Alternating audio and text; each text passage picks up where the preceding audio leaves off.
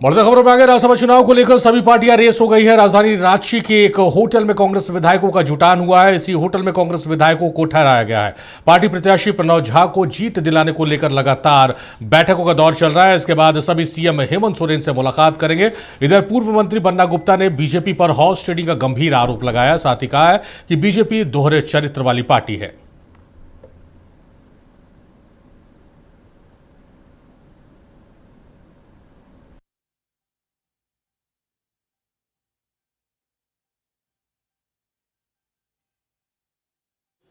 बंधुदा क्या बोले नहीं बोले उनसे आप पूछिए।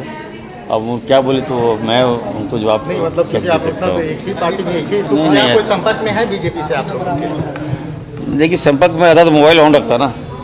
अब जब मोबाइल ही बंद कर दिया उन लोगों ने।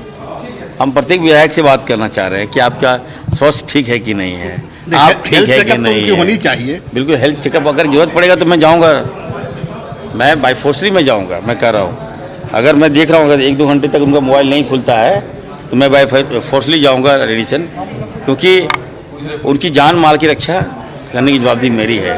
वो स्वस्थ रहें ये मैं चाहता हूँ। हमारा गठबंधन पूरी तरीके से माननीय मुख्यमंत्री हेमंत सोरेन जी के नेतृत्व में पूरा गठबंधन मजबूती से खड़ा है और हमारे दोनों प्रत्याशी बहुत मजबूती से, बहुत इत्मीनान से हम जीतेंगे। चूँकि भारतीय जनता पार्टी ने जो जाल बुना था वो जाल में वो खुद ही फंस गई है। हॉर्स ट्रेडिंग का जनक भारतीय जनता पार्टी है और वो ये सोचता था कि हम ऐसे उम्मीदवार को लाएं जो उम्मीदवार के माध्यम से हम इजी हॉर्स ट्रेडिंग कर सकें। मैं आदरणीय नाथवानी जी की बहुत इज्जत करता हूँ। भगवान उनको अडानी और अंबानी से बड़ा व्यापारी बनाए, लेकिन राजनीति के बाजार में खरीद बिक्री नहीं होती है। भारतीय जनता पार्टी ने अपने विधायकों को बंधक बनाया है। उससे प्रतीत होता है कि उनके सामने हार का भय बहुत जोर है और वो डरे हुए हैं, सहमे हुए हैं, और डरे और सहमे लोग कभी युद्ध के मैदान में जीत नहीं सकते। अपने जहाँ रहते हैं अपने आवास पर ही रहेंगे। कल एक साथ जाकर के वोटिंग करने का तय हुआ है, वो हम लोग साथ जाके वोटिंग करेंगे। उम्मीद है कि अब महागठबंधन के दोनों प्रत्याशी की जीत तय हो जाएगी? 100% उम्मीद है, इसमें कोई किंतु परंतु नहीं। लेकिन बीजेपी की रणनीति को लेकर क्या कहेंगे? तमाम विधायकों को होटल में रखा गया है। कितना रणनीति बनाए, आंकड़ा कहाँ से पूरा होगा? आंकड़ा नहीं लग रहा है कि पूरा होगा। महागठबंधन पूरा इंटैक्ट है।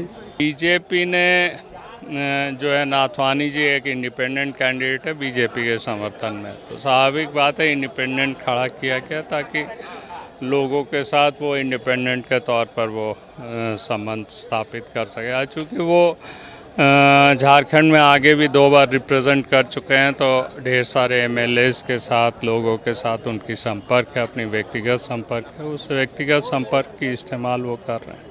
लेकिन इससे महागठबंधन का गणित नहीं बिगड़ेगा? नहीं, हमें नहीं लगता है जो महागठबंधन का गणित कोई बिगड़ेगा। हम लोग आशा करते हैं जो कल प्रणव झा जी जीते।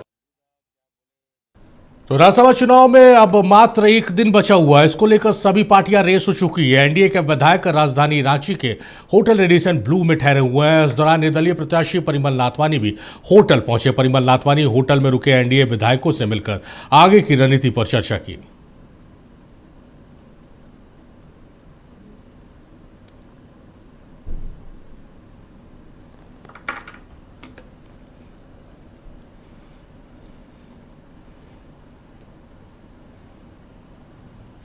नवीन शर्मा हमारे सहयोगी हमारे साथ लाइव जुड़े रहे, सीधे उनका रुख करते हैं और उन्हीं से ज़्यादा जानने समझने की कोशिश करते हैं। नवीन, मैं समझ सकता हूं कि अभी की रिपोर्टिंग आप कितना एंजॉय कर रहे होंगे, क्योंकि तमाम चीजें देखने को मिल रही है। एक तरफ कांग्रेस के विधायक हैं, वहां पर बैठकों का दौर चल रहा है।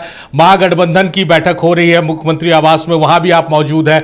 रेडिसन ब्लू में बीजेपी के नेताओं को ठहराया गया। विधायकों को आरोप लग रहा है कि भाई उन्हें कैद कर लिया गया।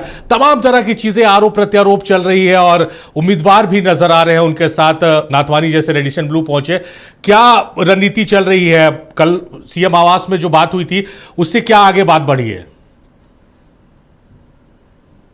देखिए, एक चीज मैंने आज देखा सारिफ कि कांग्रेस के जो विधायक है, कांग्रेस के जो शीर्ष नेतृत्व के लोग जो इस वक्त होटल बीएनआर में मौजूद हैं जी। उनके चेहरे पर मुझे कॉन्फिडेंस दिखा। कॉन्फिडेंस इसलिए दिखा, एक सकारात्मक कॉन्फिडेंस दिख रहा है। ये कहा जा रहा है कि मुख्यमंत्री ने कमान संभाल लिया है, यानी इस सरकार का चूंकि नेतृत्व हेमंत सोरेन कर रहे हैं, महागठबंधन का नेतृत्व हेमंत सोरेन कर रहे हैं। इसके पहले जो विधानसभा के चुनाव हुए वो मुख्यमंत्री हेमंत सोरेन के नेतृत्व में हुए। अब राज्यसभा चुनाव का भी नेतृत्व जो है वो हेमंत सोरेन को सौंपा है कांग्रेस ने, और कांग्रेस की तरफ से ये कहा जा रहा है कि अब हमारी चिंता नहीं है, चूंकि मुख्यमंत्री हेमंत सोरेन ने कमान संभाला है, पूरा नेतृत्व वही कर रहे हैं। और यही वजह है कि महागठबंधन के दोनों प्रत्याशी इस बार झारखंड से राज्यसभा जाएंगे और बीजेपी को मुंह की खानी पड़ेगी। हालांकि देखिए जिस तरीके से रेडिसन में बीजेपी के तमाम विधायक ने एक फोटो भी जारी किया, बीजेपी के तरफ से प्रदेश अध्यक्ष आदित्य साहू और उनके साथ एनडीए के समर्थी जो विधायक हैं वो 24 विधायकों के साथ वो फोटो जो है वो जारी की गई, क्योंकि लगातार सोशल मीडिया में और लगातार विपक्षी खेमे से ये चीज़ें निकल करके सामने आ रही थी कि बीजेपी के मात्र 17 विधायक हैं, उनके 6 विधायक गायब हैं, तमाम चीज़ें जो हैं वो चल रही थी। तो कहीं ना कहीं बीजेपी ने फोटो जारी करके स्पष्ट कर दिया। हालांकि चूंकि परिमल नाथवानी भी लगभग 1 बजे के आसपास वो होटल रेडिसन ब्लू पहुंचे थे, जाहिर तौर पर सभी विधायकों के साथ उनकी बातचीत हुई होगी। अब चूंकि बीएनआर होटल में कांग्रेस के तमाम विधायक जो हैं वो इस वक्त पीपीटी के माध्यम से चुनाव प्रक्रिया को समझ रहे हैं। या से आप ऐसे समझिए कि तमाम कांग्रेसी विधायक 2 दिन से चूंकि बीएनआर में मौजूद हैं, आज रात भी कांग्रेस के सभी विधायकों को होटल बीएनआर में ही रुकना है। ये निर्देशन प्राप्त है, कोई अपना घर नहीं जा सकता है। आप ये कह रहे हैं कि बीजेपी के विधायक उन्हें बंधक बनाया गया है माफ कीजिएगा, तो सवाल ये भी तो उठता है कि कांग्रेस के विधायक कौन से आजाद हैं? जाहिर तौर पर नवीन माजरत चाहेंगे, हम आपसे लंबी बात करना चाह रहे थे लेकिन समय इजाजत नहीं दे रहा है।